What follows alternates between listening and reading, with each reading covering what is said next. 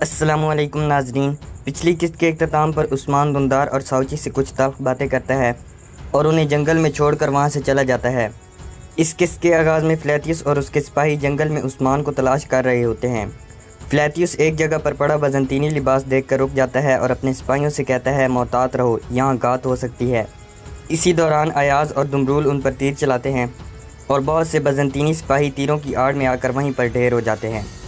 اس کے بعد ایاز اور دمرول اپنے گھوڑوں کے ساتھ وہاں سے بھاگنے لگتے ہیں تو کچھ بازنطینی سپاہی ان کا پیچھا کرتے ہیں۔ ایک بازنطینی سپاہی تیر لگنے کی وجہ سے زخمی تھا۔ فلیتیوس اس کے پاس آتا ہے تو وہ سپاہی کہتا ہے میں مرنا نہیں چاہتا۔ فلیتیوس کہتا ہے فکر مت کرو، میں رحم دل ہوں، میں تمہیں بچا لوں گا۔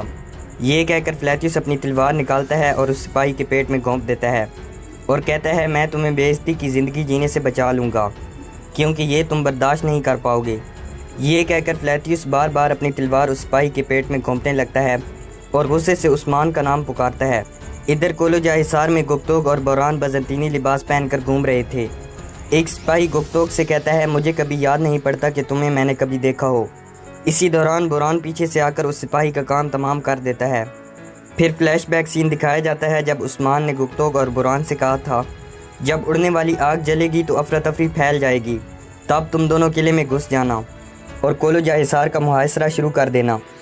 اگلی بار جب میں اس قلعے میں آؤں گا تو کسی کو مارنے یا بچانے کے لیے نہیں بلکہ قبضہ کرنے کے لیے آؤں گا۔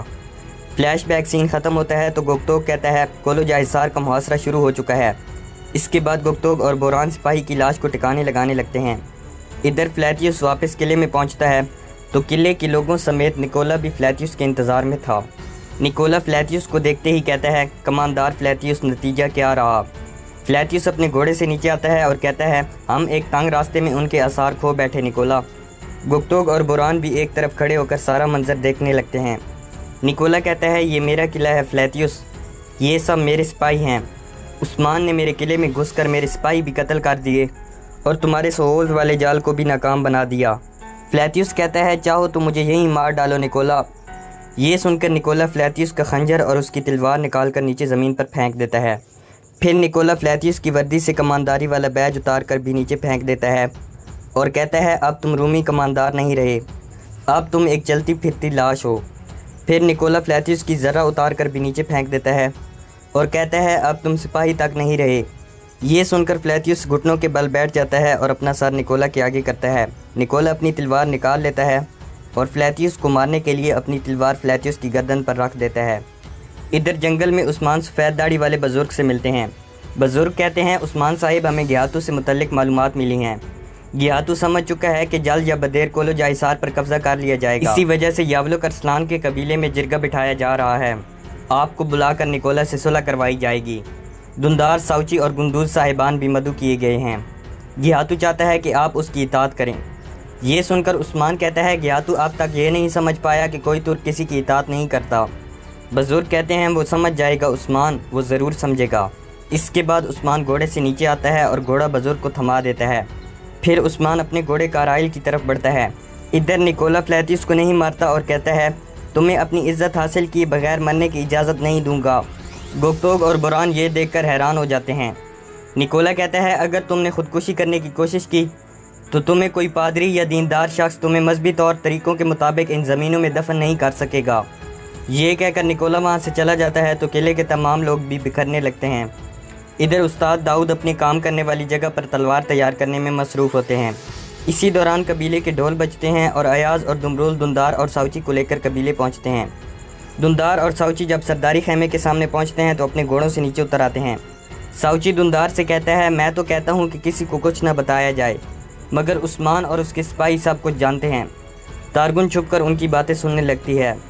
دندار کہتا ہے عثمان اور اس کے سپاہی کسی سے کچھ نہیں کہیں گے، مگر ہم عثمان سے آنکھیں کیسے ملا پائیں گے، مجھے یہ سوچ کھائی جا رہی ہے۔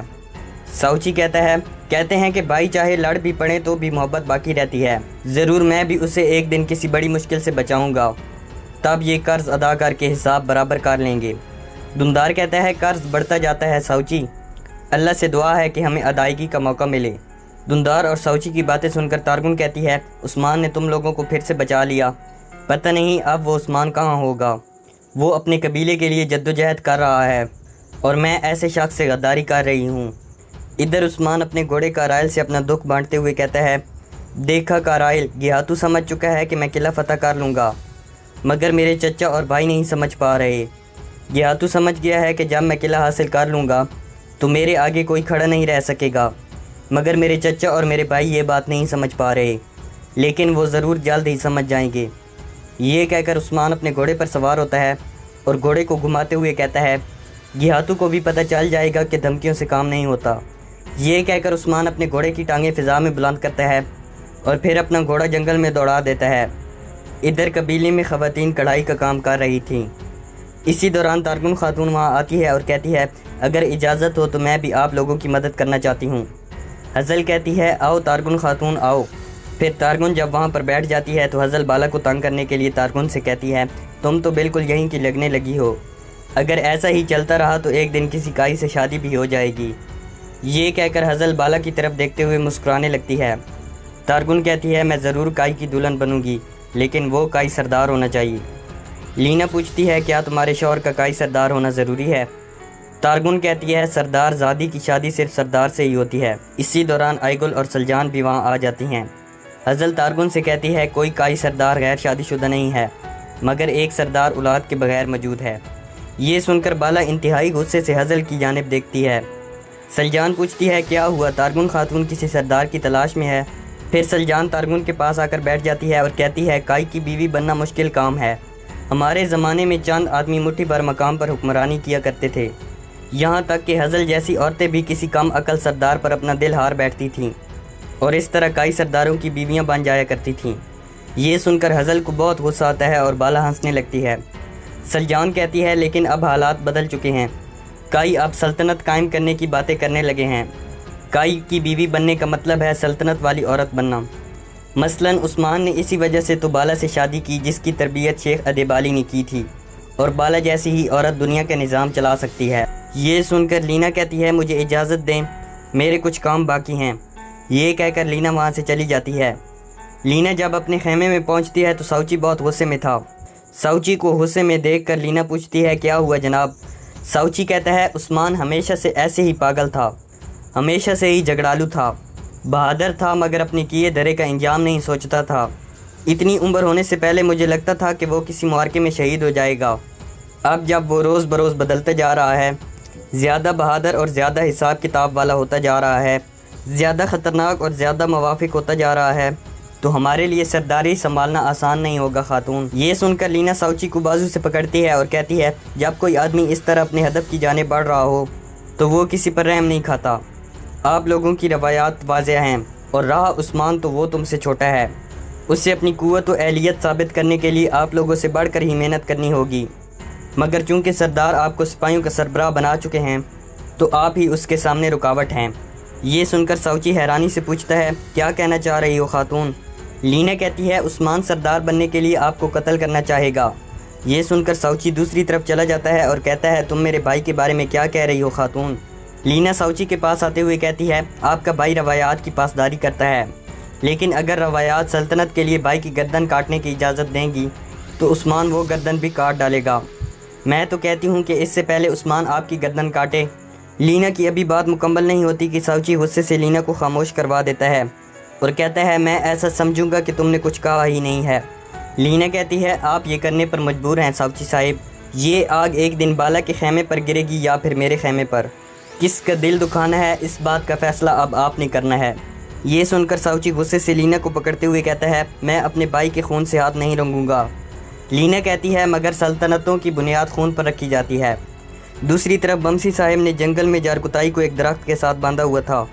بمسی صاحب ایک زوردار مکہ جارکتائی کے منہ پر مارتے ہیں تو جارکتائی کے منہ سے خون فوارے کی طرح بہنے لگتا ہے۔ پھر بمسی صاحب جارکتائی کو منہ سے پکڑتے ہوئے پوچھتے ہیں، تم نے عثمان کے خلاف جال کس کے ساتھ مل کر بچھایا؟ کسکون کو کس نے بھیجا تھا؟